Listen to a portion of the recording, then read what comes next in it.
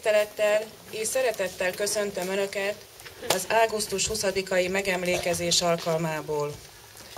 Szép községi hagyományunk, hogy augusztus 20-án összegyűlünk itt a Mihály Gergelyi templom környékén, hogy megemlékezzünk államalapító nagykirályunkra, megszenteljük és megszegjük az új kenyeret. Ünnepelni és megemlékezni jöttünk el ma augusztus 20-áról, arról a szent napról, mely a magyarság egyik legősibb ünnepe. Ez a nap Szent István király szentté avatásának, a keresztény magyar államalapításnak, a magyar állam fenntartásának emléknapja. Ez a nap a történelem folyamán egy további, kedves tartalommal egészül ki az új kenyér ünnepével. A magyar nép a kenyérben Isten adományát tisztelte, talán nem is lehetett jobb megemlékezés erről az adományról, mint a kereszténység felvételének, az államalapításnak ünnepe.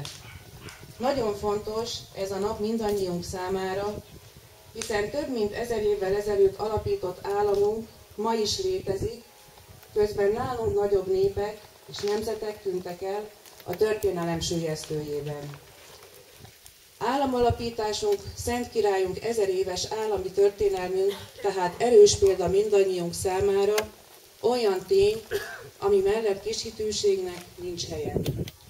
Szent István a király volt, a magyar állam első királya, az az ember, aki a pogány magyarságot keresztény hitre térítette. Ő volt az az ember, aki fiának, Imre hercegnek írott intelmeiben más népek és nemzedékek hozzánk érkező tagjainak befogadására szólított föl, és csodálatos, hogy a mai magyarság különböző népek és nemzetek tagjaiból sokszínű és egységes nemzet, a világtörténelemben is példaértékű, befogadó és megértő nép.